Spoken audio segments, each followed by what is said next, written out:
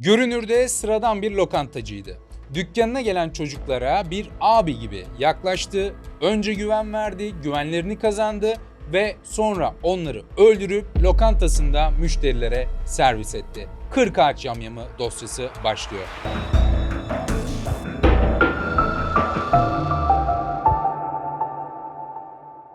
Videomuza geçmeden önce kanalımıza abone olmayı, likelamayı ve hype'lamayı unutmayın. Yorumlarda da buluşalım lütfen. Oktay Tayfun Bölge, Manisa Kırkağaç'ta lokantası olan evli ve bir çocuk babasıydı. Eşi de aynı zamanda bir çocuğa da hamileydi. Daha önce abisini öldürdüğü ve parçalara ayırdığı da söyleniyor ve cezaevine girip 7 yıl yattıktan sonra da tahliye ediliyor. İlk cinayet vurgusu önemli çünkü her zaman ne diyoruz? Cezaevleri değil, cezaevi ve ıslah süreçleri önemli. Ve bakın 7 yıl yatmak bu Oktay Tayfun Bölge denilen lokantacıya gerçekten fayda sağlamış mı göreceğiz. Kardeşini parçalı kesti. Yapmaz mı? Zaten cani. Kırkağaç'ın kimse bununla yemek yemiyor zaten. Yabancılar yiyor. Türkler kabuğu bunları yiyor. Maktul maalesef bir çocuk.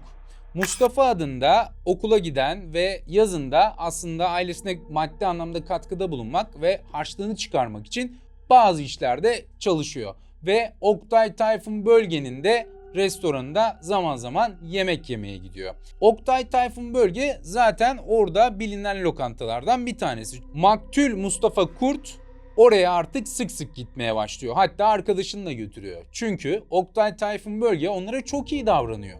Hatta diyor ki gelin ben size yemeklerinizi ikram edeyim, para vermenize de gerek yok diyor.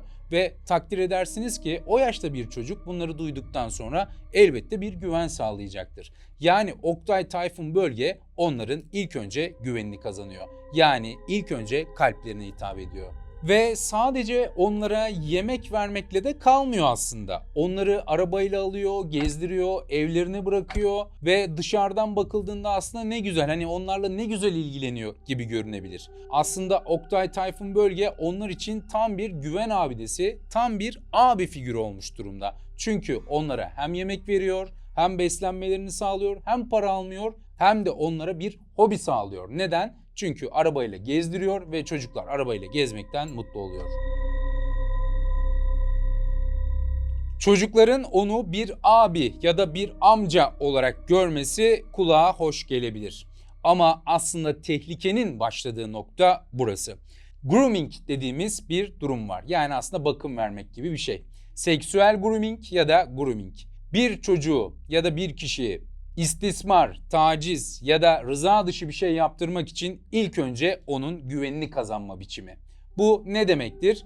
Bu kişilere yemek verirsin, onların güvenini kazanırsın, yalandan yere iltifatlar edersin, onlarla iyi geçinirsin, arkadaş gibi olursun ve daha sonrasında da güvenini kazandıktan sonra onlara ilk ihaneti bu kişiler eder. Özetle dost gibi görünen abi, amca, teyze gibi grooming sağlayıcıları en büyük tehlikedir. Ve siz olun anneler, babalar, gerçekten tanımadığınız hiç kimseye o abi çok iyi niyetli, bu amca çok iyi niyetli diyenlere inanmayın. Olay günü Oktay Tayfun Bölge Mustafa ve arkadaşına yine yemek ısmarlıyor ve yemek ısmarladıktan sonra da arabasına bindiriyor. Arabasıyla biraz ilerliyorlar ve sonra sapa bir yerlere gitmeye başlıyorlar. Sapa bir yerlere gittikten sonra araba duruyor. Oktay Tayfun Bölge verilen ifadelere ve edinilen bilgilere göre burada rızası dışında bir cinsel ilişkiye çocukları zorluyor. Çocuklardan bir tanesi olay yerinden korkuyla kaçmayı başarıyor. Ama bir tanesi yani maktul Mustafa Kurt orada hem tecavüze uğruyor hem de hayatını kaybediyor. Bununla da kalmıyor. Oktay Tayfun Bölge çocuğun bedenini başından ayırarak, elbiselerini de orada bırakarak bedenini yani baştan aşağısını alarak oradan uzaklaşıyor ve doğrudan lokantaya gidiyor.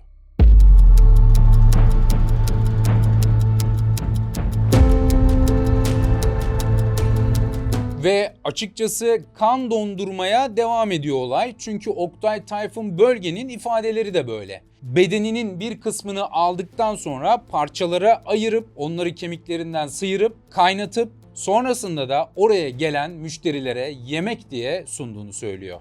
Polislere falan yedirmiş. Ne demek abi, bu Türkiye'de böyle bir olay yaşanmamıştır ya. Dünyada yaşanmamıştır belki. Ve zaten bu dosyaya 40 ağaç yamyamı adını veren olay da tamamen bu. Etlerini çorba yapmış. Çorba yani bildiğiniz kelle paça çorbası. Onları da yediriyor. Vatandaşa yediriyor yani. Burada artık vicdani eşiğin ve ahlaki çözülmenin had safhaya ulaştığını görüyoruz. Bunu sadece bir dürtü ya da dürtüsellik olarak da ele alamayız. Yani sapıktı ve sapıkça sadece çocuğa saldırdı, tecavüz etti, bıraktı ve devamı geldi gibi bir şey değil bu. Her şeyin farkında olarak yapılan bir eylem var burada. Yani asla bir dürtü ya da ani bir öfke değil. Tamamen ahlaki bir çözülme ve zihinsel erozyonu gösteriyor. Oktay Tayfun Bölge tamamen dürtünün dışında bu durumu tercih etmiş. Yani burada hem sapıklık, pedofilik bir davranış hem de aynı zamanda kanibalizm dediği insan yeme, yamyamlık davranışı var. Ve yamyamlıkla sadece kendi yemesi değil elbette, başkalarına bunu yedirmesi de yine aynı başlığı karşılar nitelikte.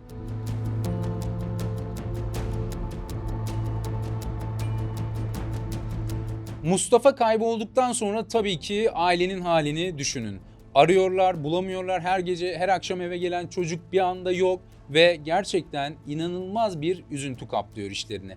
Ama yine de bir şüphe kırıntısı var. Belki bir yerden çıkar diye. Ama Mustafa ortaya çıkmıyor.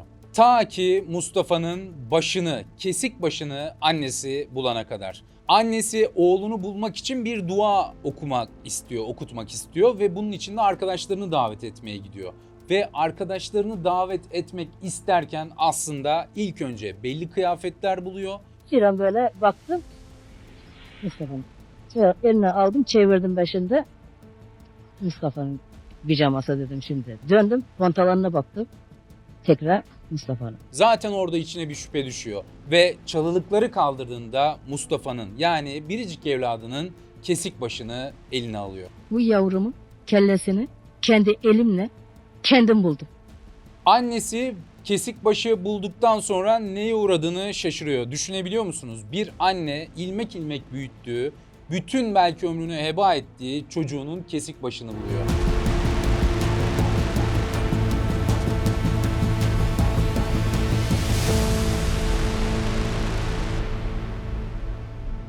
Ve Mustafa'nın yanında olan bir arkadaşı vardı biliyorsunuz. Bu 17 gün boyunca bir sessizlik dönemi oldu ve Mustafa'nın ilk ifadelerinde de aslında hiçbir şey yok denecek kadar azdı. Çünkü bir travmatik semptom geçiriyordu belli ki ve travma anından sonra hemen bazı şeyler çözümlenemeyebilir zihinde. Hele ki küçük bir çocuktan bahsediyorsak. Travmatik bir zihin bunu hemen kodlayıp aktaramayabilir. Ve Mustafa'nın arkadaşında olan da tam olarak buydu. Ama Mustafa'nın arkadaşı aradan bir süre sonra her şey yerine oturduğunda yani o denge artık zihinde kurulduğunda her şeyi anlatmaya başlıyor. Bir diğer durumda tabii ki Oktay Tayfun Bölge. Aradan 17 gün geçiyor, etleri dağıtılmış, çocuk kesilmiş ama o hayatına hiçbir şey olmamış gibi devam ediyor. Bütün bu ifadelerden sonra ve delillerden sonra Oktay Tayfun Bölge çocuğun da aslında ifadesiyle hemen gözaltına alınıyor. Oktay Tayfun Bölge ve çevresindekiler bunun olmayacağını ve bunu yapmayacak bir adam olduğunu ailesi özellikle ifade ediyor ve kendisi de bunu reddediyor zaten. Ama Oktay Tayfun Bölge'nin önüne delilleri sunduklarında Oktay Tayfun Bölge tüm suçlamaları kabul ediyor. Oktay Tayfun Bölge'nin ailesi bu cinayeti ve olayı reddediyor. Ailesi dışında ama herkes zaten Oktay Tayfun Bölge'nin çok güvenilmez bir adam olduğunun oldukça farkında. Oktay Tayfun Bölge'de zaten daha sonraki ifadelerinde yemeklere koydum diye kendi itirafında bulunuyor. Olay sonrası bölge lokantası kapatılıyor ve bir daha açılmamak üzere. Arkadaşlar yamyamlık iddiasını ve yemek olarak dağıttığı iddiasını güçlendiren pek çok delil var. Bunlardan bir tanesi de cesedin hiçbir zaman başının dışında bulunamaması. Etrafta bazı kemik parçaları bulunuyor sadece ve bu kemik parçaları üzerinde ve kafatası üzerinde yapılan incelemelerde de deriden sıyrıldığı, kesici bir aletle sıyrıldığı anlaşılıyor. ve aslında bu belgelerde Oktay Tayfun Bölge üzerindeki yamyamlık iddiasını güçlendiriyor. Peki Oktay Tayfun Bölge tarafına bakacak olursak, ailesi dışında aslında gördüğümüz üzere onu pek savunan kişi yok. Hatta onun hakkında iyiyi bırakın, fikrim yok diyen bile yok. Herkes kötülüyor onu ama ailesi sahip çıkıyor. Oktay Tayfun Bölge daha önce hüküm giymiş biri. Asla burada hüküm giymiş kişileri suçlamıyoruz ya da eleştirmiyoruz ama bir kişi abisini kestikten sonra, abisini kesiyor, parçalara ayırıyor ve 7 yıl cezaevinde yatıyor. Normal şartlarda biz ne düşünürüz? 7 yıldan sonra bu adam akıllanmıştır deriz. Ama aradan geçen 7 yılın ardından Oktay Tayfun Bölge bu sefer çok daha cani bir şey işliyor. Cani bir eyleme kalkışıyor. Yani biz buradan ne sonucu çıkarmalıyız? Arkadaşlar, cezaevleri her zaman söylediğimiz gibi ıslah etme görevini artık üstlenmeli bir şekilde. Çünkü cezaevleri kişinin sadece davranışını sınırlıyor. Eğer cezaevleri kişinin içindeki o hastalıklı yapıyı tedavi etmezse, rehabilite etmezse ya da onu dönüşüme hazırlamazsa çok daha büyük bir vahşetle ortaya çıkabiliyor. İşte fon kriminal olarak bizim ışık tuttuğumuz taraflardan birisi de burası.